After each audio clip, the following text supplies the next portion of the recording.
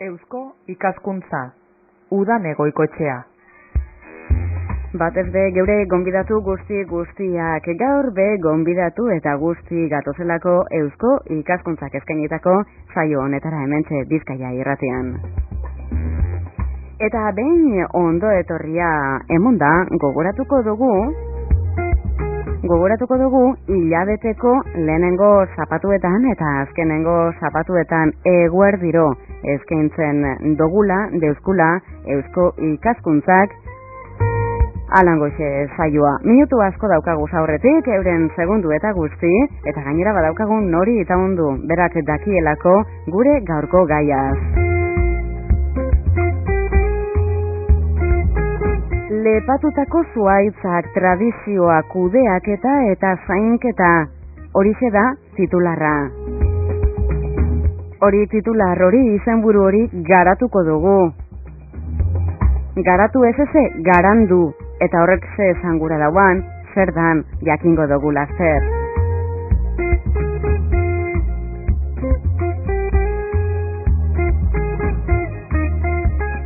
Euskal Herriko Unibertsitateko irakaslea da gure gaurko gonbidatua historia sailean.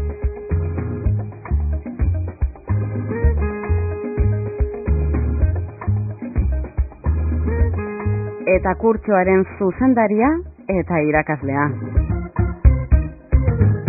Álvaro Aragon Ruano, egunon eta ondo etorri Álvaro. Kaixo, egunon. Badaukagu nondik ibili gaur Álvaro esan dugun moduan gure asmoa kurtsoaren barri emotea da, baina hasi gaitezen hasieratik. Unibertsitateko irakaslea zarela esan dugu sarreran historia sailean. Erdi aroa, modernidadea eta Amerikako historia ondo ezagutzen dituzu. Baina, konta iguzu, zetan egiten duzun lan? Bai, hemen Gasteizen ematen ditut klaseak, batez ere aro berriko historian aditua naiz, edo hortan saiatzen naiz.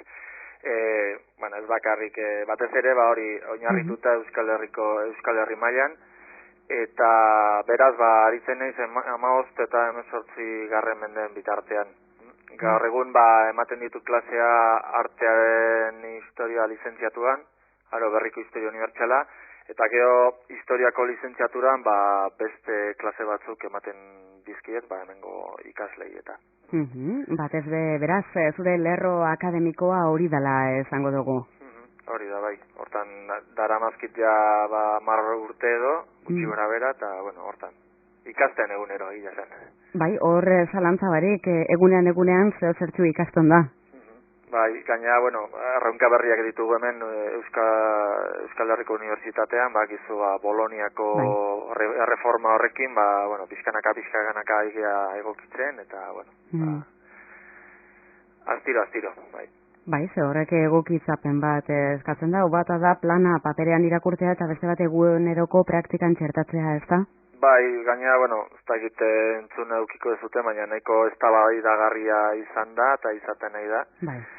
Eta, hori, zuk diozun bezala, gauza bat da teoria eta gero praktikan jartzea. Eta orduan, zaila egiten zaigu adibidez hemen Euskal Herriko Unibertsitatean hori praktikan jartzea, ze suposatzen da ebalaketa jarraitua dela, eta kasualidadez aurten gure kuotak edo esan eta irakasleen kopurua haunditu inda. Gutxi gora duzute Euskal Adarrean baditugula 120 bat ikasle, eta gazteleraz bezein beste, 100 inguruan. Orduan, karo, hori egunero amatea, lanak eskatzea, zuzentzea eta izugarrizko lana da. Eta, dauden garaiekin zaila da, bai.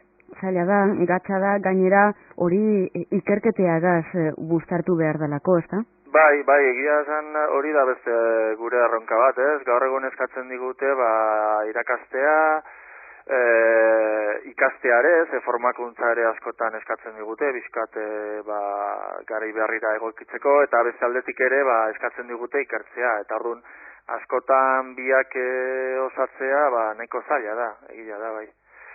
Baina, bueno, iten dugu, gustatzen zaigu, nik beti esaten dut, jendia esaten didanean, ni privilegiotu bat ikusten dut nire burua. Ze, azken baten nainaz, gustatzen zaidanan ari naiz lanean, orduan, bakizu, gaitzerdi, ez?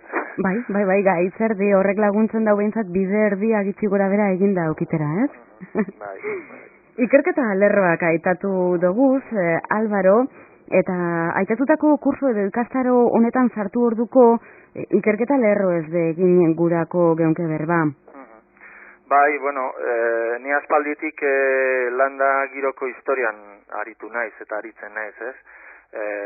Besteak beste basoaren historia, abeltzantzaren historia, nekazaritzaren historia, batez ere kokatuta Euskal Herrian, hori da gehien bat interesatzen zaidana, ez? Eta, azken aldi honetan ere ari naiz hartu naiz bere beste gai batzuekin, badidez fiskalitatea, udal fiskalitatea, eta merkataritza. Gauza kuriosa da, nik aiatu naizela pixkat landa giroko asunto edo gai hauetara pixkat arrebotez, eta historia da ere. Zen ere garain, nahi nun egin biologia, baina, kimika organikoarekin aurkitu nintzen, tupuzte egin nuen, eta, pixkat desanimatu nintzen, eta azkenean historia egitea aukeratu nuen. Eta bere momentuan, tesi doktorala egiteko garaian, gai aukeratzeko, ni beti mendizalia izan naiz, eta naturazalia, eta esan nun, bilak uztartuko ditut, eta saiatu nintzen Gipuzkoako basoaren historia ikertzea. Bai. Eta horren inguruko guztiak uste dut ikertu zenduzela, ezta? Oker Banenbil zuzendu, historian lizentziatua zara Euskal Herriko Unibertsitatean, historian doktorea, horrez gainera Jaurlaritzako ikerketa programa baten parte hartutakoa, eta bar luzea. Bai, bere momentuan Eusko Jaurlaritzak ematen dituen diru laguntzak eskuratu nuen, da, horrekin aurrera jarritu nuen. Bai, egia zan, ibilbidea izan zen 5 urtekoa, eta egia zen, ibili nintzen artxibo, eta izan zen modu bat ere, Euskal Herriko geografia aurkitzeko, eta ikertzeko modu batean ere. Azken aldi honetan, hori pixat alde batera utzi, eta pixat edatu egin nuen, ez, nire ikerketa puntua, eta adibidez Bizkaia, Araba, eta, Nafarroare pitxin bat ikertu dut, basoaren inguruan. Basoa eta bere ingurua, Álvaro? Bai, egia zen, ez da bakarrik basoa, kontutan iku berdugu basoa bere garaian, aintzineko regimenean oso gune garrantzitsua zala. Hau da, egurra behartzan, egurra eta zura behartzan guztirako. Itxiak eraikitzeko, ikaskintzarako, otargintzarako, edozein gauzarako, behartzan egurra. Orduan, hor inguruan sortutako eta gertatutako gertakariak eta interesak, horiek adaztatu nituen pixkat, bai. Aro berrian zehar noski, 16 eta 18 mendean artean. I+D, esaten dalakoa be, ikerketa eta garapena ezin ahaztu, ez da bidena bar? Bai, horre arlortan bitan ibili naiz, bi proiektutan, bat izan zen Getariako Zarautz jauregian, horre, bizikata izan zen ikerketa historikoa eta arkeologikoa, eta gero difusioa eta gizarteratzea. Eta gero beste aldetik, oain txebertan ari naiz Gipuzkoako Foru Aldundiarekin, lepatzeko ohitura eta teknika zaharren berreskuratzean. Gero, etorkizunean berriro aplikatzeko teknika eta metodo guzti horiek. Beraz, gaur ikartu, etorkizunean aplikatu oinarriak ezartzen neurri batean? Hori da, pixkate, nik ikerketa historikoetan lortutako datuak, gehi guainean niten elkarrizketak eta sortutako informazioa hori bildu, eta gero hori nola baiteko gida bat egin, eta horrekin saiatu gure basoak berriro lepatzen, eta modu honien, noski. edo tradiziozko metodoak aplikatzen noski. Bai, laster lepatu berbea aitatu dozu, hori berba hori ikastaroaren izenburuan be agertzen da, laster argituko dugu dinogun moduan Albaro zeure laguntzeagaz, baina uste dut hau Asmoz Fundazioagaz alkarlanean datorren ekimena dela, ezta? Bai, hori da. Bueno, azken urtetan baso zahar eta pagomotzen inguruko jakimina berpiztu da, ez? Europa mailan, estatu mailan eta baita Euskal Herri mailan.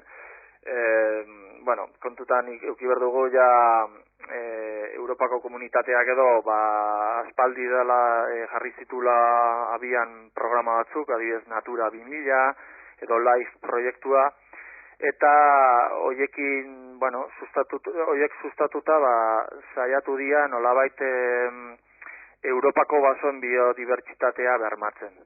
Eta horretarako adibidez pagadiak gune paregabeak dira. Hombre, Euskal Herriaren kasuan kontutan eduki berdugu pagadiak sartzen ari direla, aspalditik ez baitira lepatzen, azkeneko lepaketak goen dela 50 urte edo egin ziran, bai Gipuzkoan, bai Nafarroan, bai Bizkaian edo Araban. Kuriosa da, ze gaina egindako inausketa horiek batez ere intzian su egurra lortzeko etxeako eta okindegientzako. Eta kuriosa da nola ikatza egin zuten Orbegozo edo Luzuriagako enpresetako. Pixat altzaria eta tenplatzeko nunbait, erabiltzen zuten guandikan egurrikatza. Eta zegertatu da, orduztikan ona ez diala berriro moztu, ez diar lepatu tordu nabarrak oso ondilegiak, pisu gehiagi hartu dute, gaina kontuetak gehor dugu zuaitzak barnetik usteltzen jundiela, eta edozein elurtea gertatu ezkeo, edo izetea gertatu ezkeo, darrak erori egiten dira, eta azkenean zuaitza hile egiten da. Apurtu eta, pixkanaka deuseztan guten da. Beraz, lepatzea izango litzateke zuaitzen errama edo adar nagusia moztu ebagitea inaustea? Hori da, bai. Normalean guke hemen ezautzen ditugun zuaitz motzak eta daude moztutak 3 metrota, eta horiek, bere garaian moztu iten dira, bai. Batez ere, bere momentuan sortu zian eragozteko animalien jatea. Claro, normalean zuk lurretik mozten badezu zuaitza, sortzen dien muskilak eta aberek jaten dituzte. Orduan, bere garaian, diot hau, pixkate zenbait mende atzera junda, mozketak alturan hasi zian egiten. Hau da, 3 metrota. Horrela, nolabait egiten zuten aberen jatea. Eta orduan, normalean bere momentuan horiek 10 edo 20 urtean behin mozten zian. Gertatzen dena da, azken urtetan ez direla egin. Eta horrexegatik hor dago arriskua, ez? Hor dakagun postaldeko irudi hori, desagertu daiteke. Ez baditugu zaintzen eta berri batzuk egiten, desagertu ingo dira. Eta une horretan sartzen dira jokoan, tradizioa, kudeaketa eta zainketa. Hori da, bai. Horregatik da hain beharrezkoa sortu dugun ikastaro hau, ez? Inausketak egiten dakienik ez da geratzen, batzar batzuk eta badaude, baina, karo, zahartutak daude eta ez dute aplikatzen, gaina beharra ez dute gaur egun, zekeo egurra saltzen eta ez dute biderik, ez? Orduan, pagadi motza zaharrak horiek babesteko eta berriak sortzeko, inaustari berriak hasi behar dira. Eta horrexetarako sortu da ikastaro hau. Egia zan, naiz eta Gipuzkoako Foru Aldundia eta Fundazio Asmoz sustatzaileak izan, Arabako, Bizkaiko, Gipuzkoako, Nafarroako, eta inkluso Euskal Herritik kanpoko jendia parte hartzen du. Adibidez Kantabriakoa, Aragoikoa, Andorrakoa edo Madrilgo ikasleak baditugu. Batez ere, kontutan izanik, pagomotzak penintxula osan aurki daitezkela. Hori da. Eta nik aitortuko dut, gehienez hortentziak inausten ditut. Ja, zer ikasten dugun bide batez? Zer irakasten da ikastaro honetan? Bueno, kontutan ikur dugu, karo, zuke norbaiti izaten badiozu, holako ikastaroko dagola, pentsatuko du behar bada ez, hori, bakarrik inausten irakasten dugula. Baina inausketa zati txiki bat da, garrantzitsua da, baina baita ere, kontutan ikur dugu horren inguruan gertatzen nahi den guztia, ez? Gaur egun gure basoek ez dute bakarrik eginkizun ekologiko bat, edo ekonomiko bat, baita balio dute adibidez aisialdierako, ez dakit, patrimonio, ez, edo ondasun historiko eta kultural bat da. Orduan, hori guztia nolabait kudeatzen jakin beharko luke hortan aritzen den espezialista bat, ez? Eta hartan saiatu izan gea, bizkat. Orduan, ikastaroan ez da bakarrik ez dakit ekologia irakasten, baita antropologia, historia, biologia, biodibertsitatea, basogintza eta barrekoak. Horre adibidez ikasketak izango dira, edo izaten nahi dira teorikoak, batez ere interneten bidez, ez? Plataforma badakagu eta orduan irakasle bakoitzak zintzilikatzen du bere materiala, eta gero baditugu bi klase edo bi ikasgai presentzialak, eta batera ere badakagu tailer bat. Tailer horretan, irtera batzuk ingo ditugu mendira, eta mendian, lehenbizi biodibertsitatearen inguruan izango da, lehenengo irtera, eta bigarrena izango da ja ikusi nola lepatzen dian. Ja praktikoagoa, aizkoraz edo zarra motorraz, ikusi nundik, nola, eta nola inberdian mosketa guztiak. Esan duzu moduan, Euskal Herriko ikasleak ez beste lurralde, beste leku batzutakoak badaukazu ezela. Norentzako modukoa izan daiteke ikastaro hau, eta zelan hartu lehike parte? Egia zan, oinarriak anitzak dira. Esan ikasle gure ikasleen jatorria nahiko ezberdina da. Badaude batzuk forestalistak direnak, beste batzuk paisajistak, beste batzuk ekologoak, beste batzuk baserrian aritzen dira, beste batzuk badia antropologian lizentziatuak, nahiko anitza da. Eta egia zan, zeinintzat dago zuzenduta ikastaro hau, jende guztientzat. Egia zan, interesa dutenentzat, zoitz modortuetan, edo lepatuetan, edo basoetan, horrei zuzenduta dago. Egia zan, aurtengo ikastaroa ja abian dago, eta izen ematea itxia dago, baina ikusita ia 40 pertsona edo parte hartzen nahi diela, ziurrenik datozen urteetan edizio berriak sortuko dira, hortaz ziur nago. Parte hartzeko, Asmoz Fundazioak egokitutako webgunean izena eman daiteke, norbaitek interesaturik baldin badago ikusi dezake webgune honetan, trasmochos.asmoz.org. Hor dago informazio guztia, eta ikusi daiteke.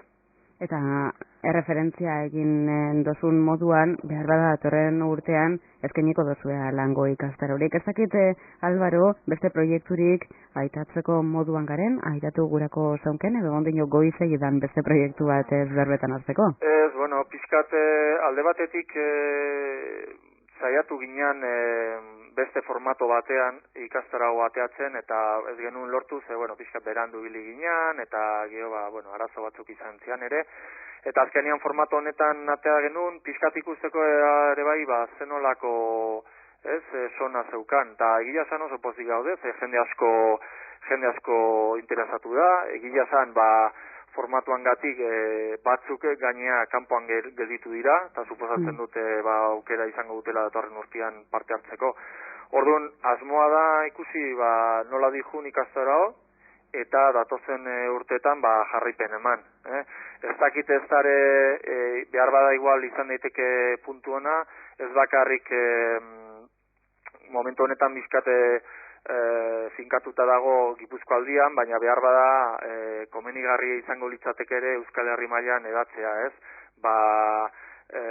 Bizkai aldian ere bai, Araban, eta bueno, hori nik uste dut Asmoz Fundazioak jorratuko duela hemendik aurrera. Eta gero beste aldetik, nire partetik, bueno, nik lehen aipatu dizuedan proiektu horretan nabil momentu honetan.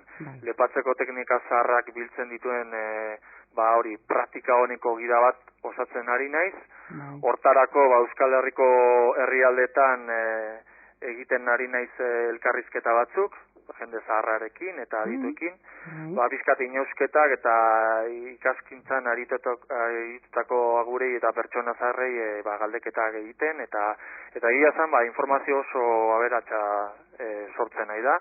Eta, bueno, asmoa da hori, gida horretan plazaratzea eta praktikan jartzea. Hau da, hortik aurrera behin gida egina dagonean, hasi zenbait zuaitz lepatzen, pixkat hori bermatzeko eta beste batzuk, berri batzuk egiteko, hemendik urte batzuetara berriak izateko, noski. Oso ondo, Álvaro Aragon Ruano gaur geure gonbidatua. Mila esker geurean egotea gaitik eta zeure bidean suerterik onena. Bale, mila esker, urreko arte.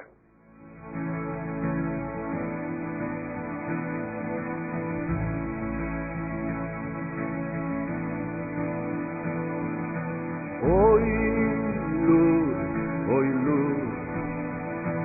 oien lur nere gala. Oi goizenen parregozo zerrenea. Arko musker mehendi baserri zaharra. Alegorri abaindu zazan. Eta Benito lertzen diren oi lur doinuagaz bagoa zeusko ikaskuntzak eskainetako saioa izan da.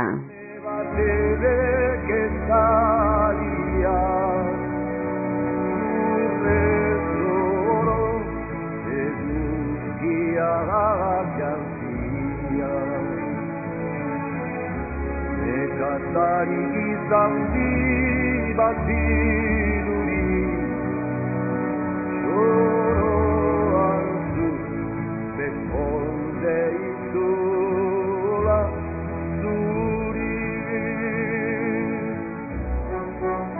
Ipuin zaharrak zatoze gogora Zatoze egin daitekizkoak zora